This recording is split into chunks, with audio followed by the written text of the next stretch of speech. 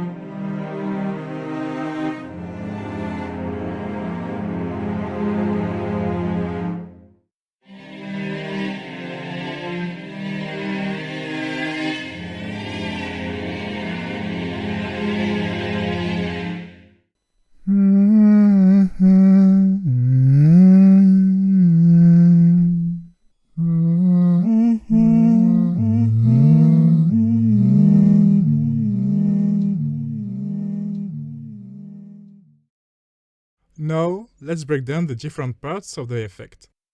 In the top row, you will find a series of classic effects that will help you to sculpt your sound. You will have a filter where you'll be able to choose between different types like high pass, low pass, notch, and bandwidth. Then you will have a drive effect with input and output knob, a drive knob for controlling the amount of saturation,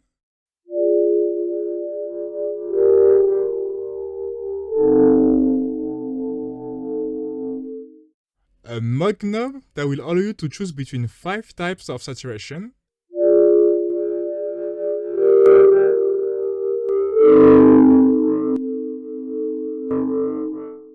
and a second and fifth knob that will control the amount of the second and fifth harmonic in positive and negative value.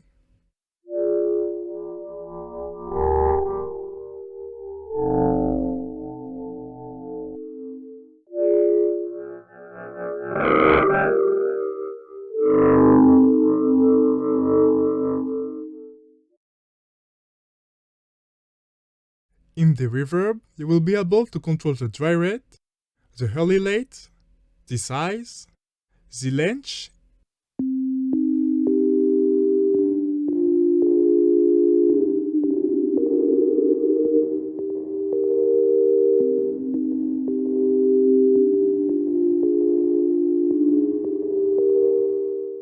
and you will have an high cut and low cut that will help you to control your sound.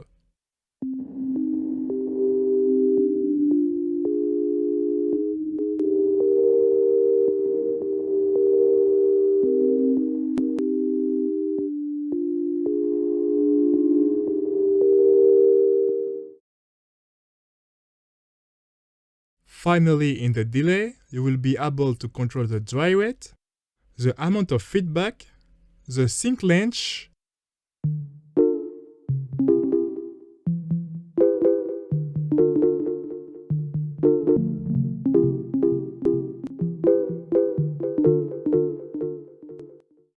a shuffle knob to add randomness to the feedback,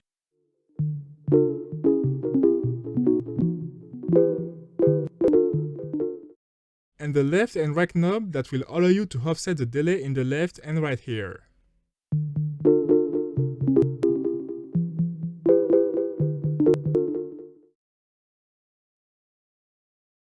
Underneath the effect, you will find the noise module. This module will help you to add some texture to your sound. You can choose between 4 types of noises.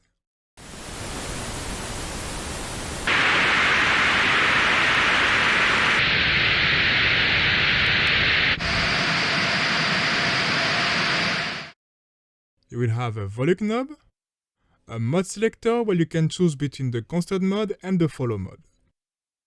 The constant mode, as its name implies, will generate a constant noise. You can control the amount of random variation in volume with the rank dot knob.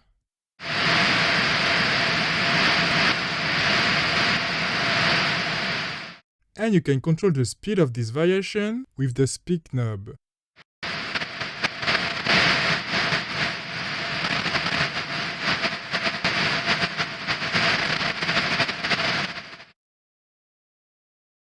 The follow mode will generate noise in reaction of the input signal.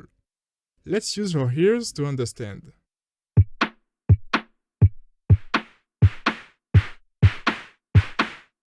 The attack will allow you to decide how long the noise will take to fade in once the signal comes in.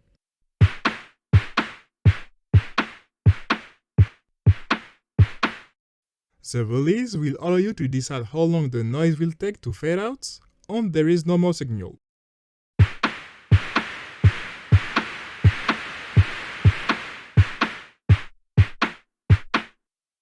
The mic knob will let you set the amount of minimum signal amplitude needed to activate the noise. If you set the mic knob to the maximum value, the smallest amount of amplitude will trigger the noise.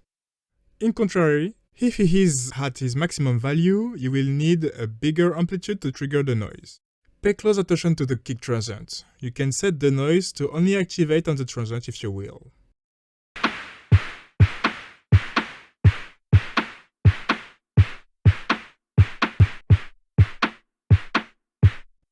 The max knob lets you set the amount of signal needed to reach the noise maximum volume.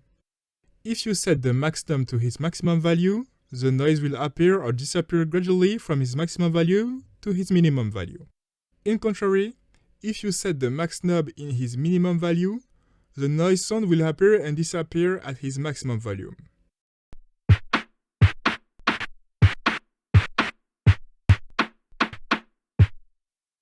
The minimum and maximum knob are a bit tricky to understand at first. I encourage you to play with it to truly understand what possibility they brings. Finally, you will also find an high pass and low pass for the noise module. Then, here comes the drift module. This part contains the very soul of the drifter effect. It will apply a constant detuning to your sound. You can control the depth of the drift,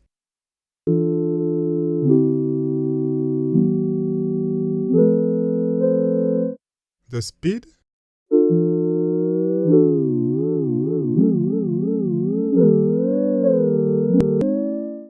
you can choose between 5 types of drift.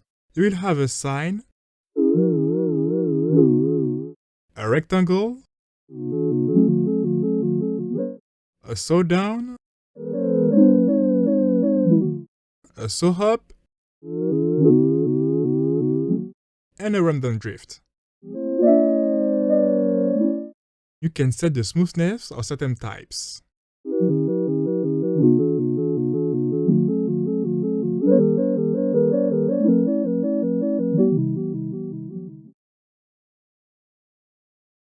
Next to it, you will find the global dry wake knob, a chunk knob for changing the tune of your sound,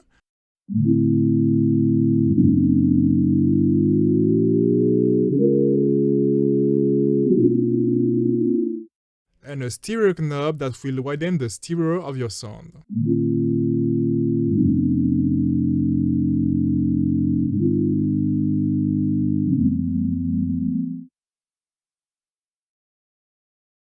In the lower part, you will find the frequency module.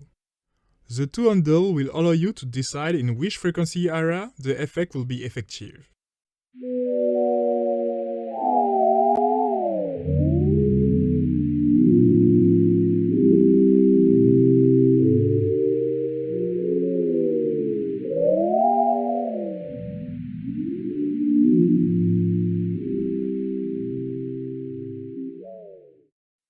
You can add or remove some gain to the frequencies affected by the drifter effect.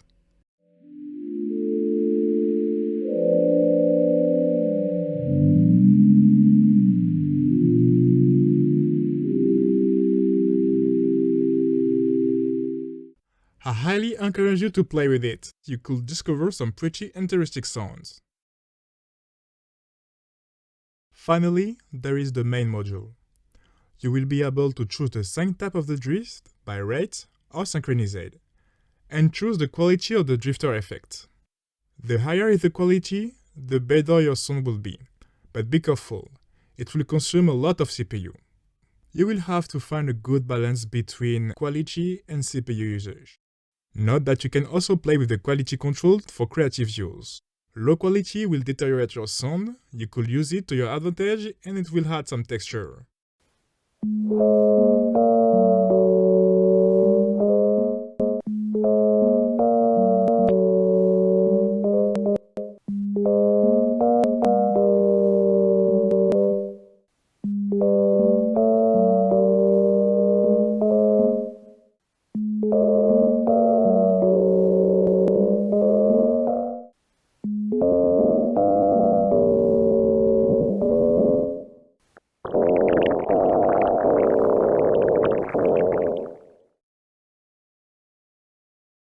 Now you know everything about the drifter effect. I hope that this series of walkthroughs will help you to use the drifter projects to their maximum potential, and we can't wait to hear what you will do with them. Until then, take care, bye bye.